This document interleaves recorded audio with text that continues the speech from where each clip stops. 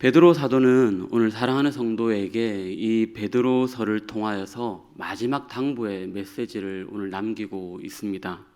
그 당부의 말씀의 내용은 어쩌면 아주 간단한 한 줄로도 끝낼 수는 있지만 그 속에 담겨져 있는 내용은 오늘 우리들에게도 엄청난 중요한 내용을 전달해 주기도 합니다.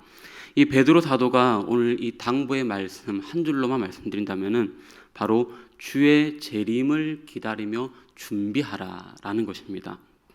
이 메시지를 한번 오늘 우리 스스로에게도 한번 질문을 해보셔야 되는 겁니다. 나에게도 나는 과연 주님의 재림을 사모하면서 준비하며 기다리는 사람인가? 혹시 성경에 나오니 부정할 수는 없지만 먼 훗날의 일, 또 혹은 자신의 생애에서 일어나지 않을 것이라는 그냥 막연한 일이라고 생각해서 그냥 제쳐둔 것은 혹 아닐까요? 믿음의 선조들은 이 주님 오심에 이 주님의 다시 오심을 간절히 사모하면서 살았는데 오늘날 믿는 자들에게는 이 주님의 이 재림에 대한 확신과 기다림이 어쩌면은 매우 희미해진 것 같습니다. 그 이유가 무엇일까요? 베드로 사도는 그 이유에는 세상이 주는 안 좋은 영향이 있다고 말을 합니다. 믿는 자들이 은연중에 세상의 주장에 동조해서 이 주의 재림에 대한 확신이 사라진 그리스도인들이 있음을 경고합니다. 그러면서 이 세상의 생각에 부지불식간에 동조하지 않도록 주의하라고 경고하는 것이 오늘 본문 안에 그대로 담겨져 있습니다. 그러면 대체 이 주의 재림에 대한 세상의 생각, 이 당시에 과연 어땠길래 베드로가 이렇게 경고하는 것일까요? 주의 재림에 대한 이 세상의 주장은 바로 한마디로 말하면 조롱과 무시입니다. 오늘 본문 3절과 4절에 이렇게 말씀을 하는데요. 우리 3절과 4절을 함께 읽도록 하겠습니다. 함께 읽습니다. 말세에 조롱하는 자들이 와서 자기의 정욕을 따라 행하며 조롱하여 이르되 주께서 강림하신다는 약속이 어디 있느냐? 조상들이 잔 후로부터 만물이 처음 창조될 때와 같이 그냥 있다 하니. 아멘. 믿지 않는 사람들에게 이 예수님의 재림에 대해서 말을 한번 던져본다면요, 아마도 그들은 우리를 엄청 측은하고 불쌍하게 볼 것입니다. 어쩌면 우리를 이단 사이비에 빠졌다고 손가락할지도 모르겠습니다. 그들은 우리를 그렇게 지금 조롱하고 있다는 것입니다. 이러한 세상의 생각이 믿는 자들에게도 지금 영향을 미치는 건데요. 그래서 어쩌면 우리도 교회 안에서조차 이 주님의 재림에 대한 이야기를 잘 하지 않는 것 같습니다. 여러분들의 대화 가운데에 한번 생각해 보십시오. 과연 우리가 셀 모임이든 아니면 식구들 간의 대화 가운데에 이 주님의 재림을 주제로 한 대화를 한 적이 언제 있는지 한번 떠올려 보십시오. 우리는 대부분이 아마도 이 재림에 대해서는 아마 이 기도 제목조차도 언급하지 않을 때가 많았을 것 같습니다. 그러면서 오늘 본문 5절에서도 이렇게 고백을 하는데요. 이렇게 말씀합니다. 제가 한번 읽어드릴게요. 이는 하늘이 옛적부터 있는 것과 땅이 물에서 나와 물로 성립된 것도 하나님의 말씀으로 된 것을 그들이 일부러 무시한다. 이렇게 말씀하죠. 세상 사람들은 이 천지 창조와 이 노아의 홍수 때처럼 전 인류에게 임할 심판을 조롱하고 또 무시한다는 것입니다. 하지만 성경은 하나님이 세상을 창조하셨다고 분명히 말씀을 하고 계십니다. 그러나 이 창조를 거부하는 자들은 이 모든 사실을 애써 외면합니다. 과거의 세상이 한번 이 모든 물에 잠겼던 증거가 지질학적으로도 명백하겠지만 그럼에도 불구하고 이들은 모든 사실을 다 부정한다는 겁니다. 이런 모습들이 성경을 대하는 세상의 태도입니다. 창조를 부인하는 자들은 노아의 홍수를 부인하고 노아의 홍수를 부인하는 사람들은 앞으로 우리에게 다가올 주의 재림, 이 재림으로 말미암아 이 땅이 멸망할 것 또한 부인합니다. 그래서 그들은 주의 재림을 조롱하고 무시하는 것입니다. 그런데 세상 사람들은 그렇다 해도 그럼 우리는 과연 어떻습니까? 우리는 정말 주의 재림을 믿고 사모하며 기다리십니까? 세상 사람들처럼 조롱하고 무시하지는 않지만 주의 재림을 혹시나 잊고 사는 것이 우리의 일상은 아닐까요? 그래서 주의 재림을 조롱하고 무시하는 이 세상 풍조를 따라가지 말라는 것이 오늘 베드로 사도의 메시지입니다. 더욱이 이 편지의 수신자들은 극심한 환난 가운데에 처해 있었습니다. 그들은 예수님을 믿는다는 사실 하나 때문에 네로의 잔인한 이 핍박을 받아 삶의 모든 터전과 권리는 물론이고요, 목숨까지도 위태로운 고통스러운 상황을 감내해야만 했습니다. 그 말도 안 되는 불합리한 고난과 고통 가운데서 그들이 하나님 앞에 억울한 일을 얼마나 기도하고 얼마나 신원하면서 바로 좀 잡아달라고 그렇게 간구했겠습니까? 속히 자신들을 좀 이 고난에서 건져달라고 얼마나 기도했겠습니까? 그러나 그들의 간절한 기다림과 또한 간구에도 불구하고 주님은 다시 오셔서 이 땅을 그 당시에 평정하지는 않으셨습니다. 세상은 그렇게 기도하는 성도들을 오히려 주의 재림을 조롱하고 주의 심판을 무시하고 비웃는 그런 상황입니다. 그러니 기존 믿고 있는 이 성도들의 마음속에도 어떻게 의문이 생기지 않을 수 있겠습니까? 성도들의 그런 핍박 가운데에 세상은 비웃고 있고요, 하는 그런 상황에서 재림에 대한 갈급함을 가진다라는 것은 너무나도 어려운 일이 사실일 겁니다. 이것을 오늘 안 베드로 사도는 하나님에 대한 중요한 말씀을 성도들에게 알려주고 있는데요, 본문 8절에 오늘 이렇게 말씀하고 있습니다. 우리 8절 말씀 다 같이 읽습니다.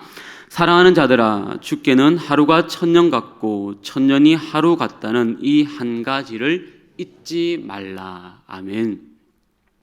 이 말씀의 의미는 천국에서의 하루가 이 땅에서의 천년이라는 마치 수학적인 그런 개념을 말하는 것이 아닙니다. 본문에서 말씀하는 것은 하나님께 우리의 제한된 시간 개념을 적용하는 것이 적절치 않다는 것을 우리에게 일깨워주는 것입니다. 우리의 시간 개념으로는 하나님의 계획을 전부 다 판단할 수도 없고요, 그분은 우리가 인식하는 시간의 제한을 받는 그런 분도 아니기 때문입니다. 우리가 이 땅에 살면서 고민과 혼돈에 빠지는 많은 이유는 이런 진리를 오해하는 데서부터 우리가 생기는 겁니다. 그중 하나가 하나님의 시간표를 자신의 시간표에, 내 시간 기준에 끼워 맞추려고 하는 것입니다. 왜 신앙에 있어서 원망이 생기고 왜 의문이 생기겠습니까? 그것은 내가 기도한 대로 하나님이 움직여야 되는데 안 움직이기 때문입니다.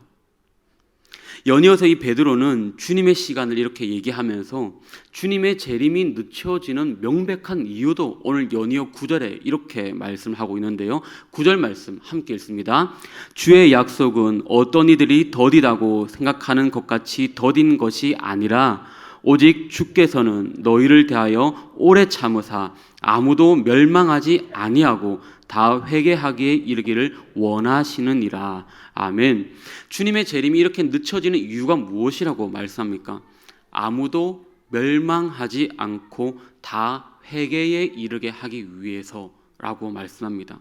또 다른 표현으로는 가능한 많은 사람들에게 기회를 주기 위해서라고도 할 수 있습니다. 그러므로 하나님은 우리가 봤을 때에 너무 더디다, 그렇게 더딘 분이 아니라 일부러 지체하셨던 것입니다. 그분은 우리의 그런 기도에 무관심한 분이 아니라 오히려 어쩌면 너무나도 자비로우신 분이신 겁니다. 이 부분을 바라볼 때에 우리가 한 가지 더 중요하게 깨달아야 될 사실이 있는데요, 하나님은 심판을 늦추시면서 믿지 않는 자들에게만 기회를 주시는 것이 아니라는 겁니다.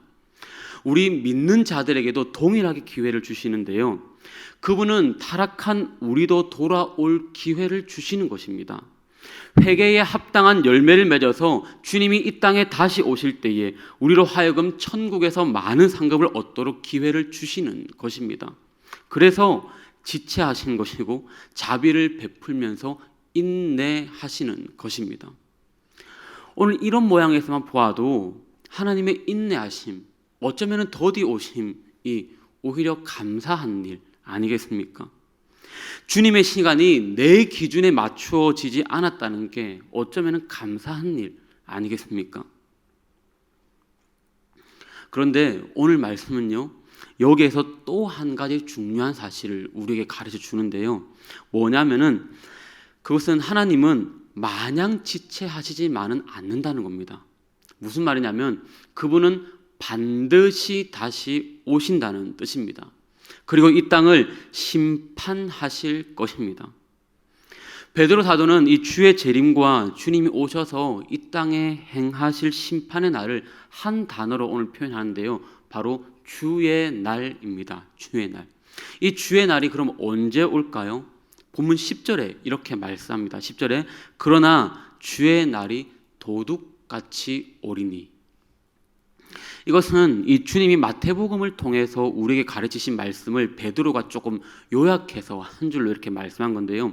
마태복음 24장 36절에서 39절 그리고 뒤에 43절과 44절에 오늘 예수님이 이렇게 말씀을 하셨습니다. 우리 스크린을 보고 저와 좀 나누어서 좀 한번 읽어보도록 할게요.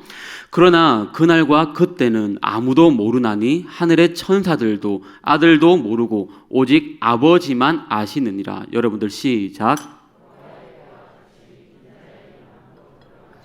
홍수전에 노아와 방주에 들어가던 날까지 사람들의 먹고 마시고 장가들고 시집가고 있으면서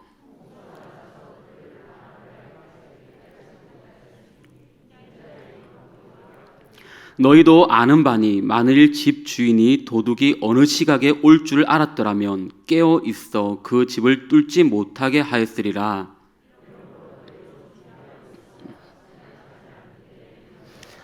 아멘. 우리가 마태복음 산상수훈을 보면서 아마도 이 말씀을 많이 접했던 본문일 겁니다.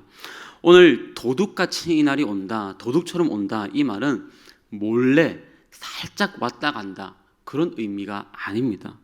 주의 날은 모든 사람이 다 알도록 놀랍게 임할 것입니다. 그렇다면 여기서 강조하는 게 뭘까요? 바로 시기입니다. 시기, 때. 그 시기를 아는 자는 오직 주님밖에 없거든요. 그래서 우리가 해야 할 것은 뭘까요? 깨어 있기 위해서 노력하는 겁니다. 만일 우리가 그 날과 그때를 안다고 한번 생각해 보십시오. 그러면은 우리의 제된 본성, 하나님께서 우리를 잘 아실 거거든요. 우리가 그 날과 그때를 알고 있다면은 아마도 대다수의 사람들은 아이고 아직까지 많이 남았네. 그동안 내 마음대로 살다가 어쩌면 1년 전부터 준비하면 되지. 그렇게 하지 않겠습니까? 이런 모양이 우리의 연약함이거든요. 하나님께서도 우리가 이런 약한 존재임을 아십니다. 그래서 어쩌면 그 날짜를 알려주시지 않는 것 아닐까요? 늘 깨어 있어라는 것이죠. 그래서 오늘 우리는 이 반드시 오실 주님 그리고 이 주의 날을 준비하는 자세가 이런 자세임을 이 베드로후서 3장의 핵심 부분에 있는데요.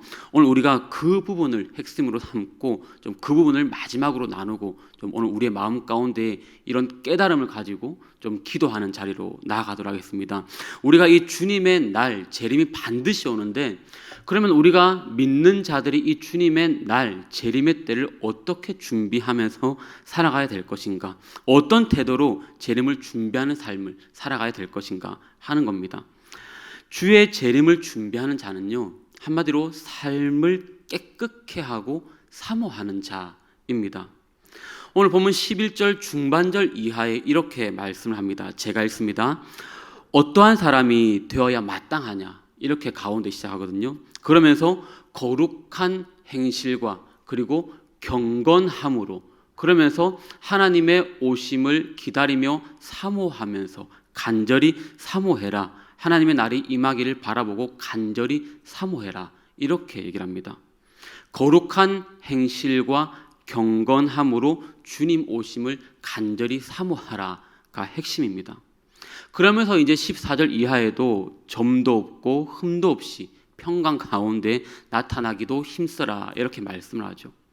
훗날 주님이 다시 오셔서 우리가 심판대 앞에 섰을 때에 흠도 없고 점도 없도록 거룩하고 깨끗히 위해서 날마다 힘써야 된다라는 겁니다. 그래서 오늘 저는 이 거룩과 깨끗함, 사모함에 대한 결론을 오늘 이 베드로 사도가 아까 이 산상순에 연이어지는 말씀, 아까 마태복음 24장의 주의 날을 통해서 이렇게 말씀을 하셨는데요. 저도 그 예수님의 산상순을 통해서 좀 결론을 좀 맺어가 보려고 합니다. 거룩과 깨끗한 삶을 가지고 주님의 오심을 사모하는 것이 무엇일까요? 깨끗하게 살아라 라는 것인데요. 마태복음 5장 8절에 보시면은 산상순의 메시지가 계속해서 쭉 이어지고 있죠. 마태복음 그 뒤에 끝까지. 근데 이 마태복음 5장 8절에서 이 깨끗한 자에 대해서 잘 말씀하고 있습니다. 깨끗한 자가 복을 받는다. 깨끗한 자에게 천국이 임한다. 이런 말씀이 있는데 청결한 자, 깨끗한 자가 복이 있음을 말씀하는 부분입니다. 여기에서 청결한 자, 깨끗한 자라는 뜻의 원 의미가 뭐냐면은 불순물이 전혀 끼지 않은, 오염되지 않은 상태를 말합니다. 즉 우리의 마음 가운데에 하나님이 충만해 있어야지 하나님 외에 다른 어떤 것으로 끼어서는 안 된다는 뜻입니다. 분리되어져 있어야 된다라는 것과도 같은 거겠죠. 고로 이 깨끗하다, 청결하다라는 것은 불순물이 전혀 끼지 않은 상태, 즉 깨끗한 상태, 즉 거룩함으로 나아가는 것을 의미하게 됩니다. 깨끗하고 구별되게 하나님과 나 사이에 있어서 어떠한 불순물도 더러운 것이 없는 청결한 상태입니다. 바로 거룩이죠. 우리는 다윗이라는 인물을 잘 아실 겁니다. 다윗. 그를 보고 많은 사람들이 참 거룩한 사람이다 이렇게도 말하는 경우가 있는데요. 그 이유는 그 삶에 흠이 없어서가 아닙니다. 실제로 다윗의 삶을 보면은 불륜도 저질렀습니다. 또한 살인 교사까지 했습니다. 물론 그 사실을 아는 사람은 그렇게 많지는 않습니다. 아주 은밀하게 진행을 했기 때문이죠. 하지만 사람은 속일 수 있어도 하나님은 속일 수가 없었습니다. 그래서 어느 날 이 나단이라는 선지자가 다윗에게 나타나서 있었던 죄를 지적합니다. 그런데 그 나단이 말할 때에 다윗은 그 자리에서 자신의 죄를 인정하고 고백했습니다. 성경에 보면은 눈물로 자신의 침대를 적실 정도로 철저한 고백을 하였습니다. 그리고 자신을 우슬초로 정결케 해달라고 하나님 앞에 간구합니다. 사랑하는 성도 여러분, 바로 이런 모습이 거룩하다입니다. 무슨 뜻입니까? 죄가 없는 것이 거룩한 게 아니라 자신의 죄됨을 인정하고 나의 연약함을 주님께 아뢰고 하나님 앞에 다시 나아가는 모습이 거룩으로 가는 첫 발걸음입니다. 위대한 바울도 자신의 마음속에서 날마다 육신의 소욕과 성령의 소욕이 싸우고 있다 이렇게 고백하지 않습니까? 이런 위대한 지도자가 자기 내면에서 매일같이 세상적인 것과 하나님 사이에서 갈등하고 있는 이런 현실, 그것을 솔직하게 인정하고 자신의 나약함으로 인하여서 슬퍼할 수밖에 없는 그런 삶, 바로 구별되는 거죠. 오늘 우리의 심령 가운데도 이 거룩한 행실을 갈망하시기를 소망합니다. 그런데 여러분, 오늘 정말 중요한 것이 또한 하나 더 있는데요. 이 거룩한 행실, 이 깨끗함, 청결함은 내 힘으로 되는 것이 아니라는 사실입니다. 이것은 단지 그냥 윤리적으로 도덕적으로 깨끗하게 사는 게 아닙니다. 그건 내가 어쩌면은 내가 좀 더 법규를 잘 지키고 좀 더 착하게 살면은 뭐 이런 거는 다 할 수가 있는 거죠. 그런 거는 내가 조금만 신경 쓰면 할 수 있는 겁니다. 하지만 여기서 말하는 거룩, 청결한 것은 내 힘으로 절대 되지 않습니다. 오직 성령으로만 가능한 줄 믿습니다. 그래서 오늘 본문에서 말씀하는 이 거룩한 행실과 경건함으로 하나님의 날이 임하기를 사모하는 자의 모습, 어쩌면 성령에 의지하며 살겠다, 하나님만을 갈망하며 그날을 고대하며 그렇게 살겠다라는 고백이기도 할 것입니다. 사랑하는 우리 해운대 제일교회 식구 여러분, 세상이 가면 갈수록 다시 오실 주님을 갈망하게 하는 요소들보다는요, 오히려 하나님으로부터 우리를 더 안일하게 만드는 요소들이 많습니다. 오늘 본문처럼 재림을 사모하는 우리들을 조롱하는 자들이 더 많을 것입니다. 재림이 어딨냐라고 우리를 유혹하는 자들도 많을 것입니다. 하지만 우리는 이 땅의 시민권을 두고 사는 사람들이 아니라 천국 시민권자인 것을 기억해야 합니다.